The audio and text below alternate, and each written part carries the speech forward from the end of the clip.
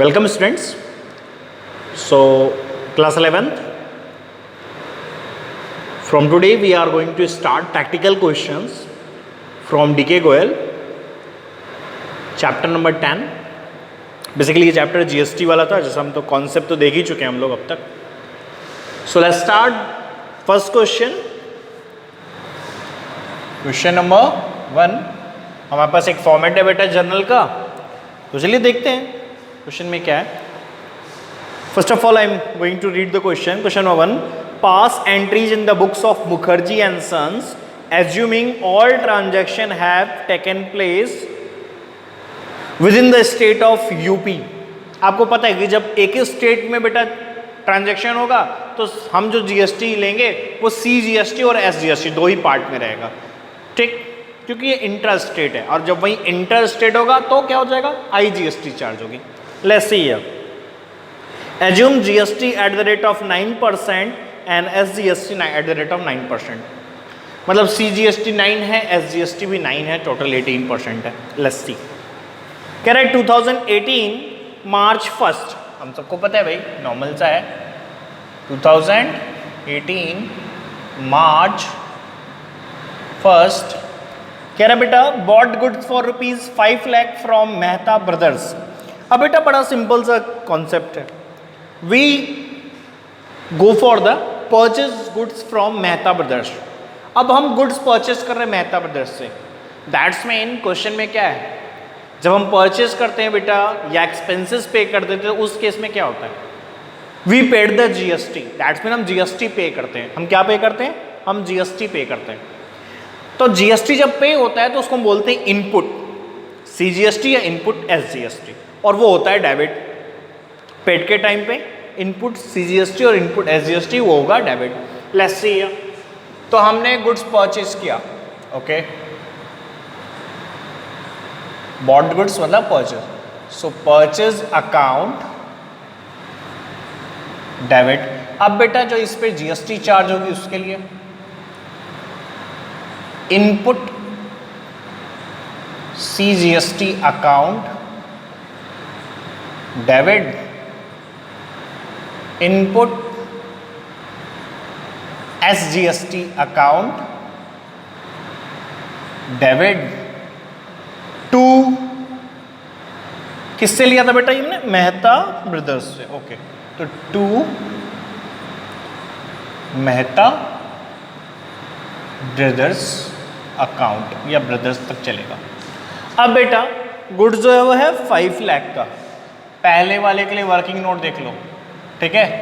Actual purchase कितने का है बेटा, एक्चुअल परचेज है 5 लाख का.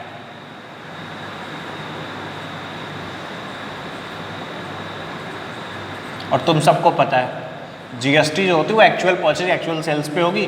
तो अगर मैं बात करूं यहां पर सीजीएसटी की तो 5 लाख का बेटा 9% अगर मैं कैलकुलेट करूं तो कितना हो जाएगा, 45,000. और तुम्हें पता है जब सीजीएसटी 9% है उसका 45, तो एसजीएसटी भी 9%, तो दोनों तो सेम होंगे.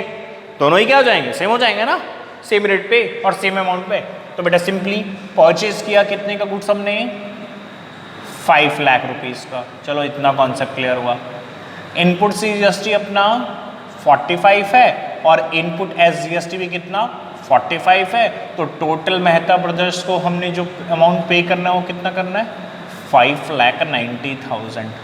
चलो भाई इतना कॉन्सेप्ट क्लियर होगा. नरेशन नहीं पास करेंगे, नरेशन में सिंपली बोलो, राइट डाउन कर लेना. क्या होगा, being goods purchase from Mehta brothers and charge GST at the rate of 9%, CGST at the rate of 9%, SGST. अच्छा इतना बड़ा नहीं लिखना चाहते तो सिंपल भी लिख सकते हो. क्या, being goods purchased from Mehta brothers. Enough है, कोई दिक्कत नहीं, ठीक है. बहुत नहीं समझ में आता नरेशन में क्या, बीइंग और कॉपी कर लो जो ट्रांजैक्शन है तुम्हारा चलेगा, ठीक है. चलो come to the next one. बेटा नेक्स्ट कह रहा है goods sold for ₹8 lakh to Manjul and company.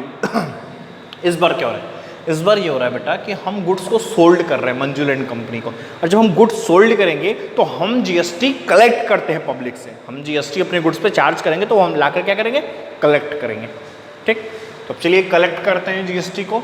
तो इस केस में क्या होगा, सेल कर रहे हैं तो सेल के केस में हम जीएसटी कलेक्ट करेंगे, और जीएसटी जब हम कलेक्ट करते हैं बेटा, तो जीएसटी जब कलेक्ट होती है तो वो होती है आउटपुट सीजीएसटी और आउटपुट एसजीएसटी। ठीक है, तो Manjul and company debit to sales account to, अब भाई दो वो है ना, टू आउटपुट सीजीएसटी अकाउंट, और क्या, टू आउटपुट एसजीएसटी अकाउंट। अब बेटा 8 लाख का है, सिंपली ये कितने का है, 8 लाख का। तो चलो भाई देख लो, अपना जो एक्चुअल सेल्स है बेटा वो 8 लाख का है, अकॉर्डिंग टू क्वेश्चन कितना है बेटा, वो 8 लाख का। अब जरा जीएसटी निकालते हैं इतने पे। अगर मैं एक जीएसटी निकाल लूँ तो दोनों तो पता चल ही जाएगा, दोनों का सेम रेट है, एक ही अमाउंट पे चार्ज करना है ना। तो 8 लाख का 9% कितना आया, 72,000। चलो भाई निकल गया। अब क्या, तो फिर सेल्स था कितने का, 8 लाख का। ओके, दोनों के जीएसटी के चार्जेस 72,000, और ये फाइनली कितना हो गया, 9,44,000। क्लियर हो गया भाई, ये था अपना जीएसटी का कॉन्सेप्ट। ठीक, परचेज और सेल्स के केस में। अब थर्ड एंट्री क्या कह रही है वो देखो बेटा। थर्ड एंट्री कह रही है paid for advertisement 40,000 by check.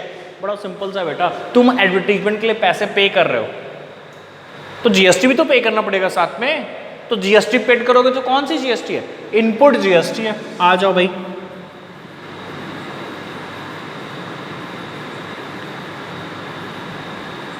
Advertisement account debit. ठीक है, हमारा एक्सपेंस डेबिट हो गया। अमाउंट कितना बेटा एडवर्टीजमेंट का, एडवर्टीजमेंट का अमाउंट है 40,000। ठीक है, तो हमने 40,000 ये किया।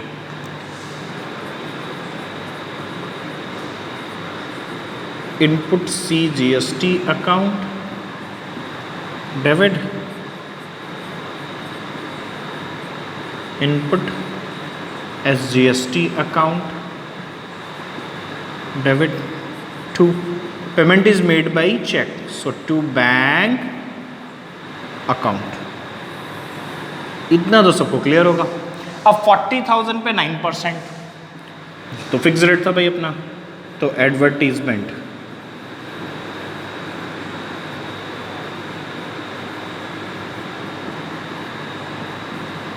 $40,000 है बेटा। अब इस पे मैं अगर CGST निकाल लूँ तो एक साथ दोनों क्लियर हो ही जाएगा। तो 40,000 का 9% कितना हो गया, 3600। ठीक, तो ये कितना हो जाएगा बेटा, 47,200। 47,200 क्लियर हो गया। Narration being advertisement expense paid.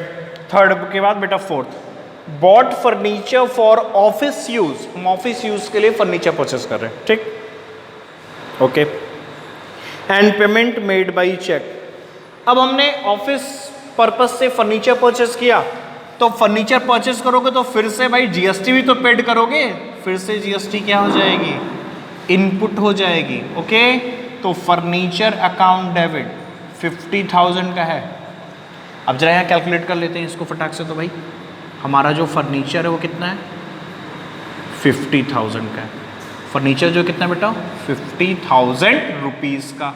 Okay, अब इस पे मैं एक जीएसटी निकाल लूँ, दोनों में से तो कैलकुलेट हो ही जाएगी मेरी, तो क्योंकि दोनों सेम रेट पे हैं। इसका 9% कितना है बेटा, 4,500। देखो बेटा तुम लोग ट्राई करना कि वर्किंग नोट में CGST एसजीएसटी दोनों शो कर देना। तो 4,500 है अपना CGST। Let's see here, Furniture account debit 50,000. When we paid the GST, that's mean it is input GST. So input CGST account debit, input SGST account debit. Both are 4,500. And that will be the paid by the check. So to bank account, that's mean 59,000. Okay, that's clear, the 4 transactions. Now come to the next one.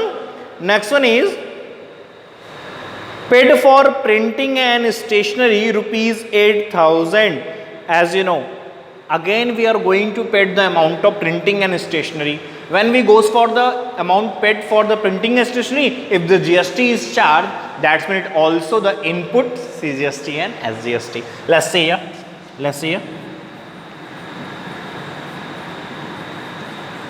Printing and stationery account debit, और बेटा इस पर हम charge क्या कर लेंगे अपना input CGST account debit और input SGST account debit, and there is no information regarding whether it is paid by check or anything else. So that's mean we assume कि ये अमाउंट कैसे पे हुआ, हमने कैश के थ्रू किया. कैसे पे किया बेटा? तो टू कैश अकाउंट. अमाउंट कितना स्टेशनरी का 8,000. अब देखो बेटा, अगर मैं प्रिंटिंग एंड स्टेशनरी की बात करूँ कि 8,000 का है, तो अगर मैं GST निकाल लूँ कोई भी एक, इस बार मैं SGST लिख देता हूँ क्योंकि तुम लोग बार बार कर रहे हो सर सब C निकाल रहे हो आप. तो 8,000 इंटू 9/100 इट्स अ 720. क्लियर है? So let's see here. Printing and stationery amount 8,000, 720 CGST, 720 SGST, total sum 9440. Page मेरा एंड हो गया बेटा, तो मैं इस साइड में बाकी के ट्रांजैक्शन शो करूँगा. क्लियर है? और नेक्स्ट थिंग क्या कि ट्रांजैक्शन में जो नेक्स्ट ट्रांजैक्शन वो कह रहा है payment of the balance amount of GST. जो बैलेंस अमाउंट है GST का, आप उसको क्या करो, आप पेड करो. तो मैंने बताया था कि जब हम बैलेंस अमाउंट पे करने की बात करते हैं, मतलब क्या है कि जितना हमने गवर्नमेंट को GST पे किया, क्लियर है, और जितना पे करना उसको हम निकालने के लिए फंडा ये है कि हमने एक्चुअल में जितना GST पे किया और हमको जितना GST कलेक्ट हुआ है, पहले हम दोनों को क्या करते हैं, सेट ऑफ करते हैं, एडजस्ट करते हैं. अगर हमारे पास कलेक्ट वाला अमाउंट एक्सेस है, ज़्यादा है, तो हम उसको गवर्नमेंट को पे करेंगे, और अगर वो ज़्यादा नहीं तो हम गवर्नमेंट को कुछ भी पे नहीं करेंगे. तो चलिए हम सेट ऑफ की बात करते हैं. पेज हमारा फुल है, आप इसका ब्रॉड फॉरवर्ड कैरिड फॉरवर्ड जैसे करता है मैंने बताया है, कर लीजिएगा. मैं इसको इरेज करता हूँ. चलिए आगे की एंट्रीज देखिए. 2 एंट्री होगी बेटा. कौन कौन सी? एक तो एडजस्टमेंट वाली हम एंट्री करेंगे. कौन सी वाली एंट्री करेंगे? एडजस्टमेंट. किसका एडजस्टमेंट करेंगे सर? नॉर्मल है बेटा, what we receive in form of GST from the customers, that is our GST collected by the customer. जो हमने कस्टमर से GST कलेक्ट किया, and whatever we paid, जो हमने पे किया, तो देखते ही भाई उसको एडजस्ट करना है. चलो देख लो. अब तुम सबको पता है कि जितनी इनपुट वाली GST है वो अपनी है पेड वाली, और जितनी आउटपुट वाली है वो क्या है, अपनी कलेक्ट वाली. तो एक रफ वर्क चाहो तो कर लो, वर्किंग नोट में एक रफ वर्क कर लो. क्या कि सर टोटल इनपुट CGST अपने पास कितनी है और टोटल इनपुट SGST कितनी है अपने पास, और बेटा इसको एडजस्ट करेंगे हम आउटपुट से. तो आउटपुट वाला भी देख ही लेते हैं हम लोग. आउटपुट वाला भी देख ही लेते हैं.